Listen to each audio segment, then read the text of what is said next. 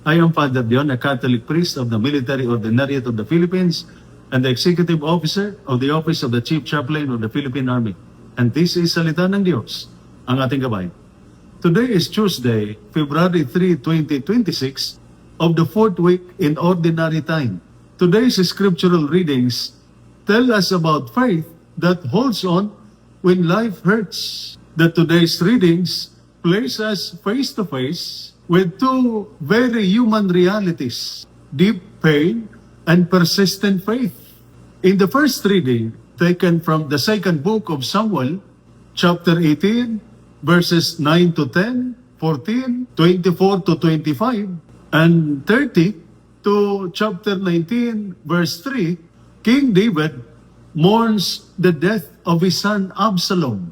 This is not the grief of a weak man. David is a warrior, a king, but he is shattered. He cries out, "My son Absalom, if only I had died instead of you." This tells us something important. Even strong people break. Even leaders collapse inside. Even those with authority carry wounds no one else sees. Pain does not mean lack of faith. Tears are not a failure. Grief is part of loving deeply. God does not rebuke David for his tears. God allows them. In the gospel reading taken from the Gospel of Mark, chapter 5, verses 21 to 43, two stories are woven together. A woman who has been suffering for 12 years, a father desperate to save his dying daughter. Both are helpless in their own way. Both are afraid. Both have reached the end of what they can do. Yet they do one thing right. They keep reaching out to Jesus. The woman says, "If only I touch his cloak." Jairus keeps walking with Jesus, even when he hears the words, "Your daughter is dead." Here is the heart of today's gospel. Faith does not deny pain. Faith holds on in spite of pain. Jesus does not rush. He does not panic.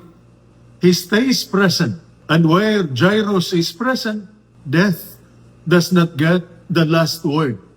Many of us carry silent struggles, grief that does not heal, problems that feel too long and too heavy, prayers that seem unanswered.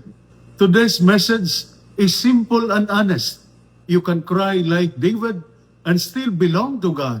You can be desperate like Jairus and still be heard. You can be weak like the woman and still be healed. What matters is this: do not stop reaching out to Jesus, even when hope feels thin, even when answers are delayed, even when all you can do is whisper a prayer. God is not asking for perfect faith. He is asking for real faith, the kind that shows up wounded, tired, and honest. Stay close to Jesus. Hold on. He is already closer than you think. And this is Salita ng Diyos, ang ating gabay. Let us pray. Lord Jesus, when we are broken like David, afraid like Jairus, or weak like the woman in the crowd, help us reaching out to you. Stay with us in our pain. Strengthen our faith and remind us that you are always at work, even when we do not yet see it. Amen. And may the Almighty God bless you and your family, the Father, the Son, and the Holy Spirit. Amen. Holy Mary, Mother of God, pray for us. Saint Michael the Archangel, Prince of the Church, protect us. Amen.